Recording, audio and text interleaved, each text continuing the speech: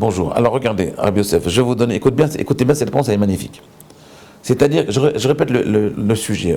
On est oui, Rav Wolbe, il disait toujours que Parachat, toutes les parachiotes de Bamidbar, c'est le livre des Midot. Bamidbar, c'est le livre des Midot. C'est là où on voit les Midot du peuple juif, les Midot de l'humain, on les voit comme, se mettre en verve, en marche. Oui, ils ont reçu la Torah, ils doivent être contents.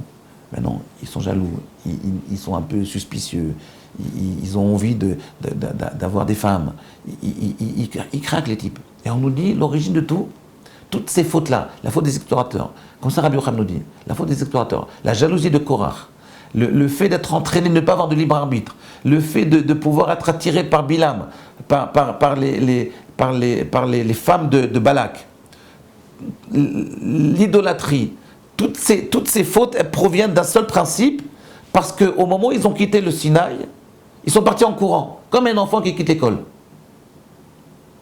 Moi, je vois les Yeshivas, pour rentrer doucement, pour partir à 7h moins quart le soir, ou à 1h après le cours, ils partent en courant.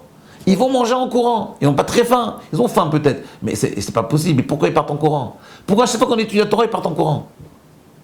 C'est bizarre. Eux encore, mes élèves encore, je comprends. Mais Moshe Rabbeinu, ils ont entendu Moshe Rabbeinu parler, dire les 10 commandements, ils ont entendu Dieu dire les 10 commandements. Ils sont morts, ils sont ressuscités. Pourquoi ils partent en courant? Qu'est-ce que ça veut dire? Ouais, traduisez-moi ça, Rabbi Yosef. Ah, je vous laisse. Pourquoi ils partent en courant? Et pourquoi cette faute-là, c'est une faute? Et pourquoi cette faute-là, elle entraîne toutes les autres fautes? Des midot, je parle. De fautes de midot. Je vais vous dire pourquoi. C'est parce qu'en réalité, la Torah, elle est anti-nature. Et que l'homme, même l'homme juif, par définition, un homme juif, un homme, il n'est pas attiré par la Torah. Et la Torah, ça le stresse. Regardez combien de gens étudient la Torah. La Torah, ça le stresse a priori. Écoutez bien un peu ce que je vous dis. La Torah, ne mettez pas ça en titre. Parce qu'après, ça va me faire des histoires. Mais écoutez bien ce que je vous dis, parce que c'est la vraie vérité. Vous savez que Rav Wolbe, il appelait ça Koach Hazarut. Il y a une force d'étrangéité en l'homme qui lui donne envie de repousser la Torah. C'est ce qui s'est passé même chez les plus grands, la génération la plus élevée qu'on ait connue dans l'histoire, qui est la génération du Sinaï. Même cette génération qui ont connu Moshe Rabbeinu, ils ont eu une réticence de l'acceptation de la Torah.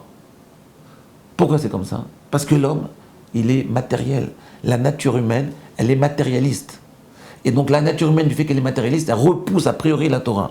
Et le travail que nous on doit faire, écoutez bien Rabbi Yosef, le travail essentiel que nous on doit faire, c'est d'arriver à dépasser cette réticence naturelle vers la Torah et de commencer à l'adopter.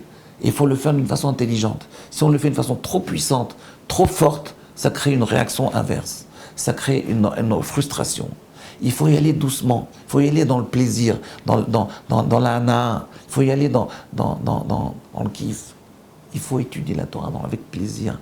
Pas trop vite, pas trop puissamment. Pourquoi? Pour qu'on puisse l'adopter. Vous voyez? C'est comme un homme, il veut boire un très bon vin. Au début, il boit le vin. Si on lui donne du vin à boire, c'est amer. Moi, jusqu'aujourd'hui, j'aime pas le vin. Parce que je trouve ça amer. Mais j'ai vu mon fils, par exemple, il m'a appris, il m'a dit, vous savez, papa, quand tu prends le vin, tu le bois pas, tu le regardes. Tu le fais tourner, tu vois l'arôme. Et tu vois comme c'est beau. Tu vois les petites particules là-bas au soleil, tu vois. Et petit à petit, tu vas commencer à goûter et il sera un peu moins amer.